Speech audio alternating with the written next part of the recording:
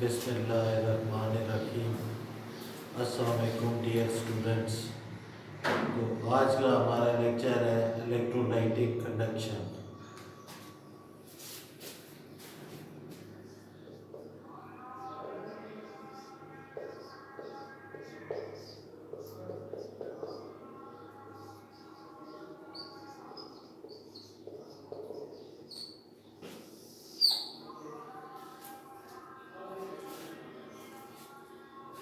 Electrolytic conduction को समझने से पहले हमें ये समझना चाहिए कि मेटालिक कंडक्शन क्या होती है। तो मेटालिक कंडक्शन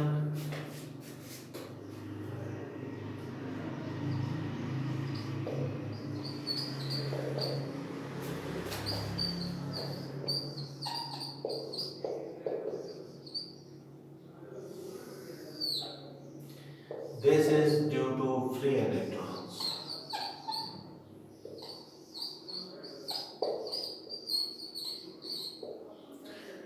आप जानते हैं कि मेटल्स के अंदर फ्री इलेक्ट्रॉन्स होते हैं जो कि कंडक्शन करते हैं, इलेक्ट्रिसिटी की कंडक्शन करते हैं।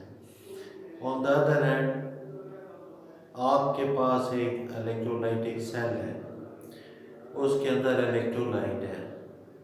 इलेक्ट्रोलाइट दो किस्म का हो सकता है, फ्यूज्ड इलेक्ट्रोलाइट यानी मोल्टन इलेक्ट्रोलाइट यानी पिघला हुआ इलेक्ट्रोलाइट मेल्टिंग पॉइंट के ऊपर, at its melting point.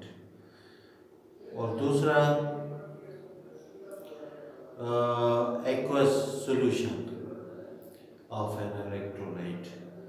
Aqueous solution of electrolyte, जिस तरह NaCl को पानी में, प्योर NaCl है, उसको पानी में डिज़ोल्व करते हैं।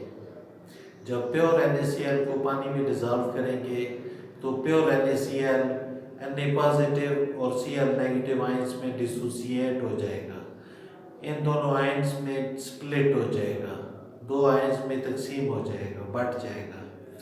जब Na positive ion Cl negative ions से अलग हो जाएंगे तो सॉल्यूशन में वो बिखर जाएंगे और वो सॉल्यूशन के अंदर अब आयंस मौजूद हैं फ्री स्टेट में, and they have the ability to move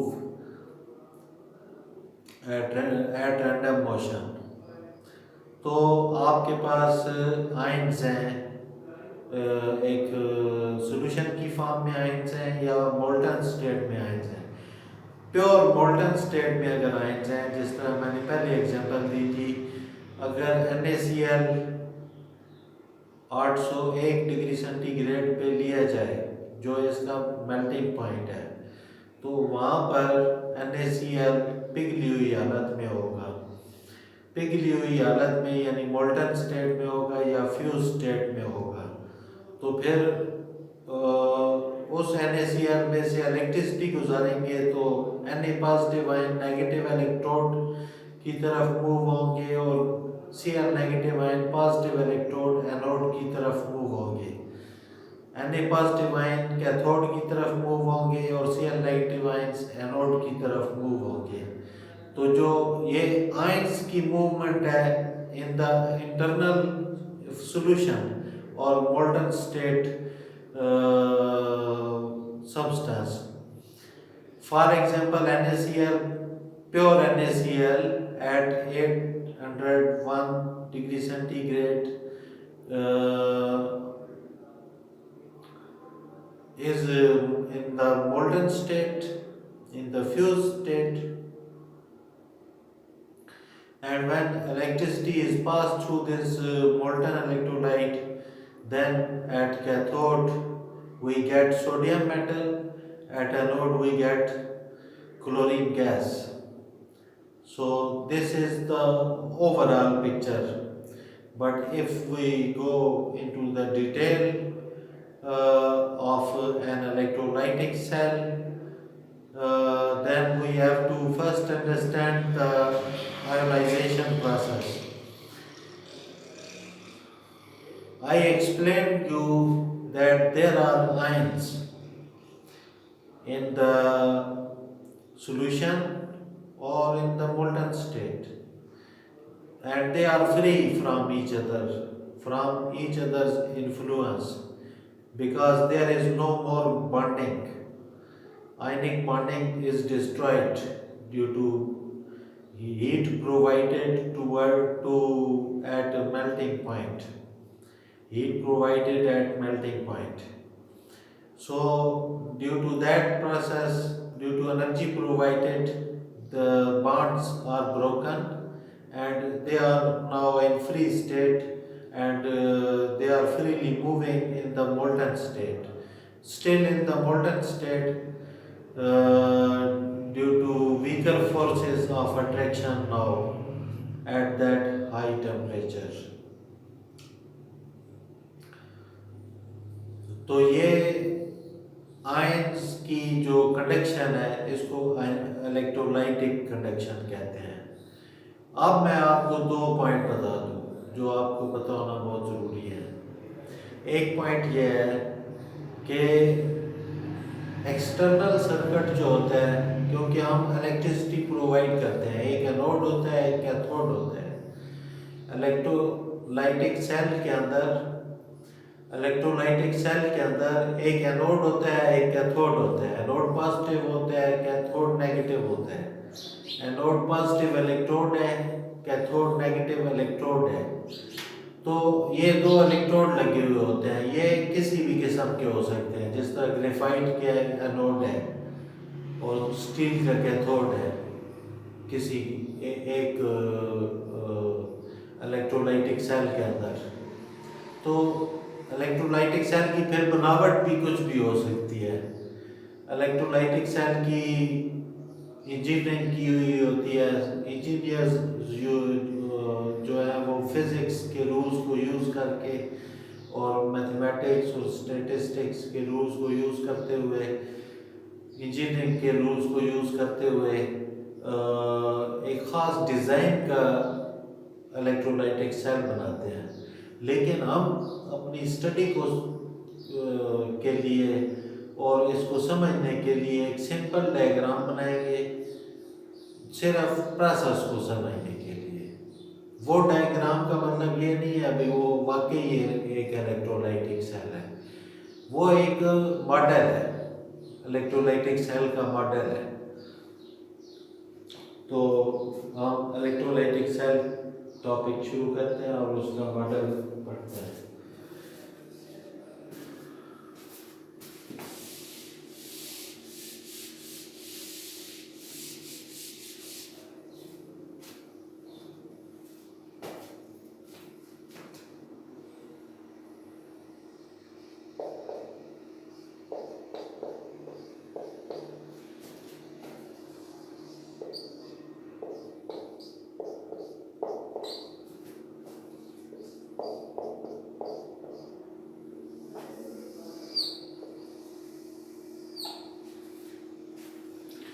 हमारा आज के टॉपिक का उन्वान है इलेक्ट्रोलाइटिक सेल। इलेक्ट्रोलाइटिक सेल क्या होता है? मैंने बेसिकली इसकी कंस्ट्रक्शन बता दी थी, वर्किंग के बारे में थोड़ा सा एक्सप्लेन करना होगा, लेकिन एक बार फिर मैं एक्सप्लेन कर दूंगा।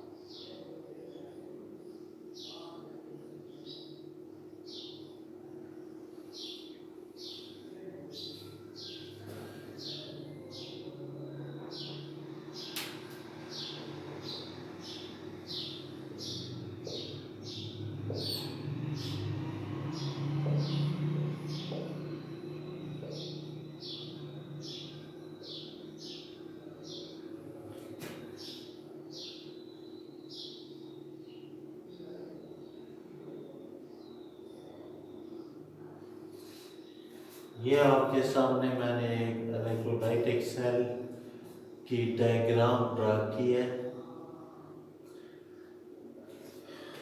इसमें डायग्राम में यहाँ पे ये है एक एनोड है,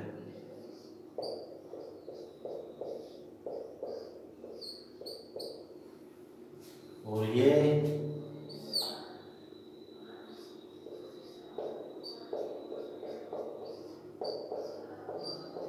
कैथोड। एक एनोड है, एक कैथोड है। यहाँ पे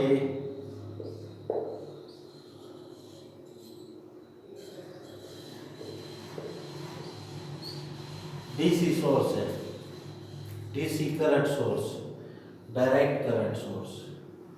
This is not alternating current. Direct current like a battery. Battery is connected, which is a direct current source. Not this electricity which is used at homes.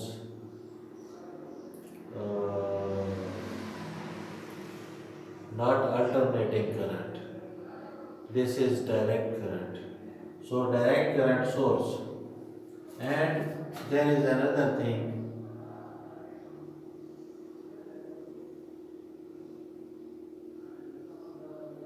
electrolyte.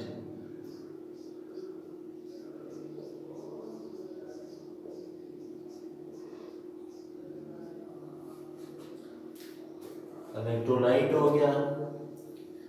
तो इन तमाम चीज़ों की मौजूदगी में ये कंप्लीट इलेक्ट्रोलाइटिक सेल है।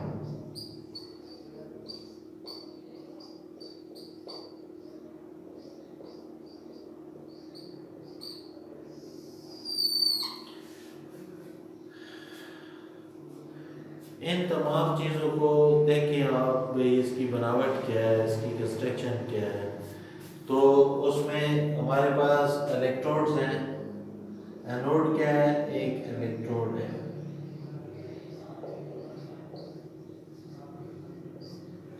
Cathode क्या है? ये भी एक इलेक्ट्रोड है।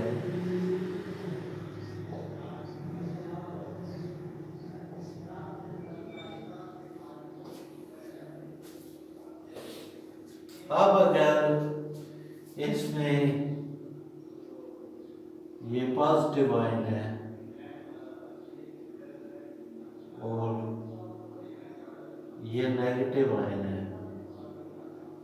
ये पॉजिटिव आयन है, ये नेगेटिव आयन है, तो पॉजिटिव आयन कैथोड की तरफ हरकत करेगा और नेगेटिव आयन एनोड की तरफ हरकत करेगा। ये इसकी वर्किंग है। अब पॉजिटिव आयन जब कैथोड पे जाएगा तो वहां से इलेक्ट्रॉन्स को पिक करेगा टू बिकम डिस्चार्ज्ड, ताकि इसका पॉजिटिव चार्ज खत्म हो जाए। जितने पॉजिटिव चार्ज होगा उतने इलेक्ट्रॉन पिक कर लेगा, और इलेक्ट्रॉन पिक करने के बाद वो न्यूट्रल हो जाएगा, एक प्रोडक्ट पैदा होगी।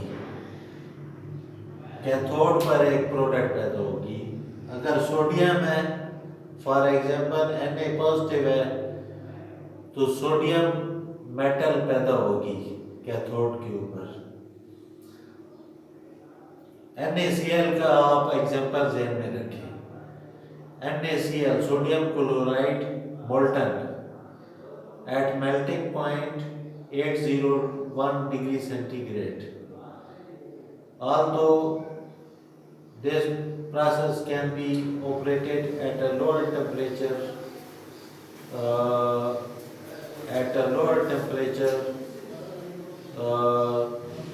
to by adding some impurity, because adding impurity decreases the melting point. If impurity is added, it decreases the melting point. a suitable impurity, ionic impurity. लेकिन हम उसके बारे में डिटेल में नहीं जाएंगे क्योंकि आपकी बुक में उसके बारे में कोई डिस्कशन नहीं है। तो हम बुक की हद तक महदूद रहेंगे ताकि आपको बुक के अंदर जो टॉपिक लिखा हुआ है उसके कंसेप्ट क्लियर हो जाए, उसका कंसेप्ट आपको क्लियर होना चाहिए।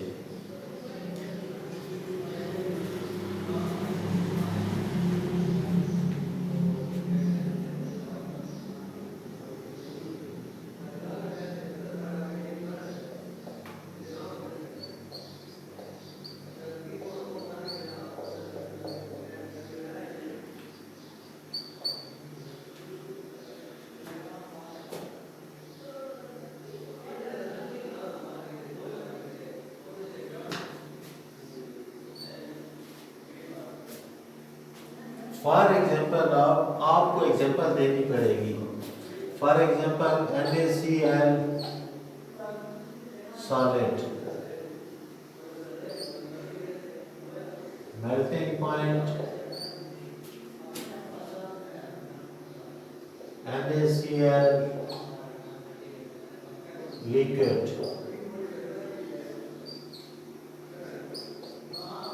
Na positive liquid plus Cl negative liquid molten, इस तरह आयंस होंगे।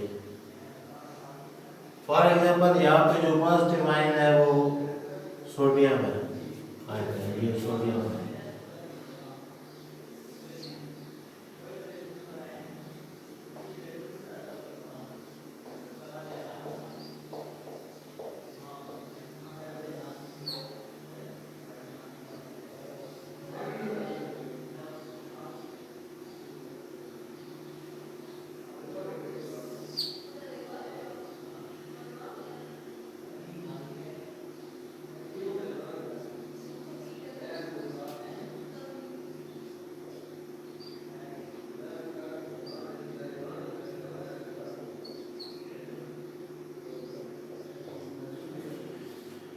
कैथोड पर हमें सोडियम मेटल हासिल हो जाएगी एक इलेक्ट्रोलाइटिक सेल में,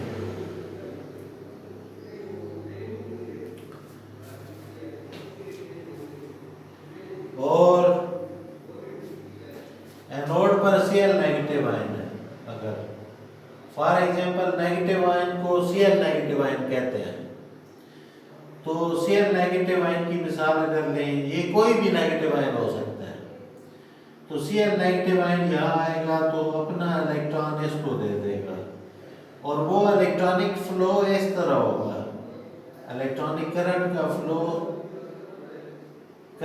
फ्लो यहाँ से इधर होगा, इलेक्ट्रॉनिक करंट का फ्लो। क्योंकि यहाँ पे इलेक्ट्रॉन रिलीज हो रहे हैं, वो इलेक्ट्रॉन्स यहाँ से इधर फ्लो करके तो फिर इधर जाएंगे, इस पे नेगेटिव चार्ज आ जाएगा।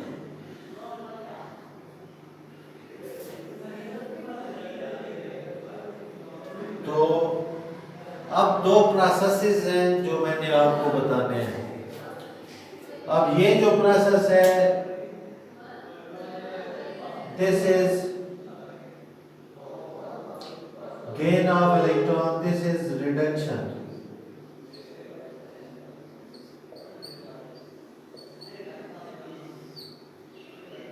This occurs at cathode.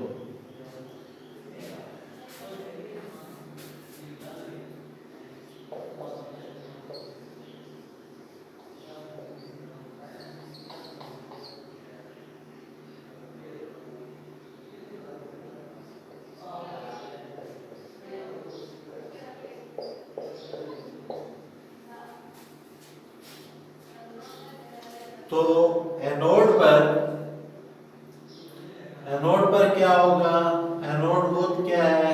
Positive, यहाँ Cl नेगेटिव आयन आएंगे, यानी एनोड चूंकि उस पे पॉजिटिव चार्ज होता है, उस पे नेगेटिव आयन्स माइग्रेट करके आते हैं। वो नेगेटिव आयन्स जब माइग्रेट करके इधर आते हैं और भी नेगेटिव आयन होंगे, फॉर एग्जांपल ये है तो ये भी इधर आएगा, और भी पॉजिटिव आयन होंगे, फॉर एग्जांपल ये है तो ये भी इधर जाएगा। तो इस तरह आयनिक ये इलेक्ट्रोलाइटिक कंडक्शन हो रही है, ये इलेक्ट्रोलाइटिक कंडक्शन है। तो इलेक्ट्रोलाइटिक कंडक्शन हो रही है। During electrolytic conduction electrochemical reactions take place at electrodes. During when the electricity is passed through solution or molten electrolyte, which consists of ions, and when electricity is passed through ions, we have electrodes, anode and cathode. Through external circuit, in this circuit, electrons are flowing in the external circuit. This is external circuit.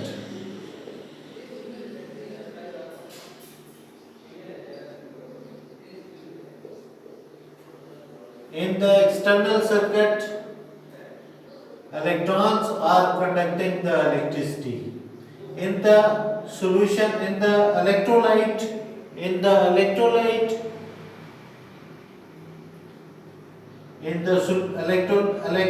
whether solution or molten, I mean fused, तो उसमें से electricity कौन conduct कर रहा है? Ions electricity conduct कर रहे हैं। आयंस माइग्रेट हो रहे हैं। Ions are free to, before ions were moving at random. Now ions are not moving at random, but they are migrating. Positive ions are moving towards cathode. Negative ions moving towards anode. ये पूरा process है। ये process है और इसकी construction और working दोनों मैंने एक्सप्लेन कर दी। यहाँ पे दो Cl के एटम मिलकर तो Cl2 बना देंगे। तो this is loss of electrons, this is oxidation. तो यहाँ पर इधर इस इलेक्ट्रोड पर ऑक्सीडेशन होगी, इस इलेक्ट्रोड पर रिडक्शन होगी।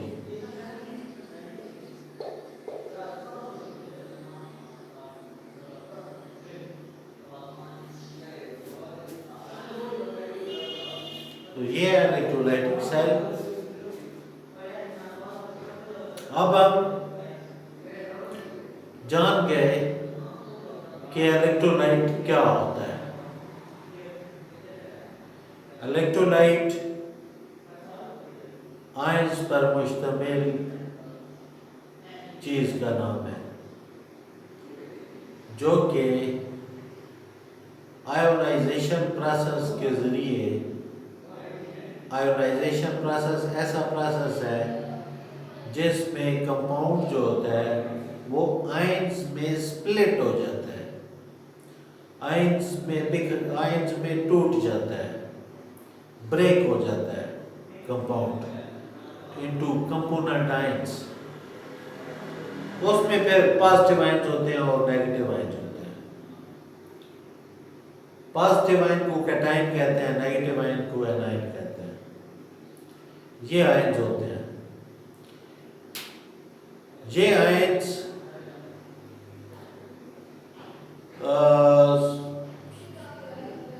इलेक्ट्रोलाइट के अंदर कंडक्शन करते हैं और इसको इलेक्ट्रोलाइटिक कंडक्शन कहते हैं। इलेक्ट्रोलाइटिक कंडक्शन, क्योंकि इलेक्ट्रोलाइट के अंदर आयंस कंडक्शन कर रहे हैं तो इसको इलेक्ट्रोलाइटिक कंडक्शन कहते हैं। तो आसान अल्फाज में एक्सटर्नल सर्किट में मेटालिक कंडक्शन हो रही है जिसमें फ्री इलेक्ट्रॉन्स इलेक्ट्रिसिटी कंडक्ट कर रहे हैं, और जो सॉल्यूशन है या मोल्टन इलेक्ट्रोलाइट है उसमें आयंस है। आयंस माइग्रेट हो रहे हैं टूवर्ड्स देयर रेस्पेक्टिव इलेक्ट्रोड्स। जब आयंस अपने रेस्पेक्टिव इलेक्ट्रोड्स की तरफ मूव हो रहे हैं तो this migration is flow of ions. Flow of ions is also called current. So this is electrolytic conduction, because electrolyte is conducting electrolytes, ions are conducting the electricity. तो इसके साथ ही आज का टॉपिक ख़त्म होता है, लेकिन इससे पहले एक बात मैं आपको बता दूं, 2 पॉइंट पे गौर कीजिएगा। मोल्टन सब्सटेंस जो होता है उसकी जो प्रोडक्ट ऑफ इलेक्ट्रोलिसिस है वो प्रेडिक्टेबल है। फॉर एग्जांपल NaCl है, मोल्टन है या फ्यूज्ड है, तो NaCl 801 डिग्री सेंटीग्रेड पे उसका इलेक्ट्रोलिसिस करते हैं, उसमें से इलेक्ट्रिसिटी गुजारते हैं डायरेक्ट करंट सोर्स, और वो भी एक खास वोल्टेज की इलेक्ट्रिसिटी गुजारनी होती है जितनी रिक्वायर्ड होती है, और ये इंजीनियर्स का काम होता है। तो उसमें से इलेक्ट्रिसिटी गुजारेंगे तो आयंस मूव करना शुरू कर देंगे टूवर्ड्स देयर रिस्पेक्टिव इलेक्ट्रोड्स, और इलेक्ट्रोलाइटिक कंडक्शन का प्रोसेस शुरू हो जाएगा। और इस दौरान एनोड और कैथोड पे रिएक्शंस होंगे, एक ऑक्सीडेशन रिएक्शन है, एक रिडक्शन रिएक्शन है। इनको रिडॉक्स कहते हैं क्योंकि ऑक्सीडेशन भी हुई, रिडक्शन भी हुई, दोनों रिएक्शन इकट्ठे हुए, तो ये रिडॉक्स प्रोसेस है। लेकिन एक और इम्पोर्टेंट बात बता दूं कि ये एक नॉन स्पॉन्टेनियस रिडॉक्स रिएक्शन है। नॉन स्पॉन्टेनियस रिडॉक्स रिएक्शन क्या होता है? नॉन स्पॉन्टेनियस रिडॉक्स रिएक्शन ऐसा रिएक्शन होता है जो कि बाहर से एनर्जी प्रोवाइड करके कैरी ऑन करना पड़े। उसको कैरी ऑन करने के लिए मुसलसल इलेक्ट्रिसिटी की ज़रूरत हो, तो मुसलसल अगर इलेक्ट्रिसिटी की ज़रूरत हो तो वो एक इलेक्ट्रिसिटी या किसी और फॉर्म ऑफ एनर्जी की ज़रूरत हो, तो वो एक नॉन स्पॉन्टेनियस प्रोसेस है। A process that does not occur on its own without any external assistance is known as a non-spontaneous process. A process that does not occur on its own, ऐसा process जो खुद ना होता हो, and needs outside assistance, और उसको बाहर से मदद की ज़रूरत हो और कैरी ऑन करने के लिए, तो इस तरह के प्रोसेस को नॉन स्पॉन्टेनियस प्रोसेस कहते हैं। नॉन स्पॉन्टेनियस प्रोसेस है इलेक्ट्रोलिसिस प्रोसेस। तो इलेक्ट्रोलिसिस है क्या? इलेक्ट्रोलिसिस इलेक्ट्रोकेमिकल रिएक्शन जो होते हैं इलेक्ट्रोड्स पर, जिनके नतीजे में प्रोडक्ट्स पैदा होती हैं, और ये एक नॉन स्पॉन्टेनियस रिडॉक्स रिएक्शन है। इस पूरे प्रोसेस को इलेक्ट्रोलिसिस कहते हैं। तो इस दौरान इलेक्ट्रोकेमिकल रिएक्शन होते हैं। अब इलेक्ट्रोकेमिकल रिएक्शन क्या है? क्योंकि इलेक्ट्रिसिटी पास करके हम रिएक्शन कर रहे हैं, तो ये एक इलेक्ट्रोकेमिकल रिएक्शन है। क्योंकि electricity is pass through the electrolyte and then the reactions occur, therefore this is electrochemical reaction. This whole process is called electrolysis. Thank you so much for listening this lecture. इंशाल्लाह आपको समझ आया होगा। इंशाल्लाह हम next lecture में हाजिर होंगे। तब तक के लिए इजाज़त दीजिए। अल्लाह हाफिज़।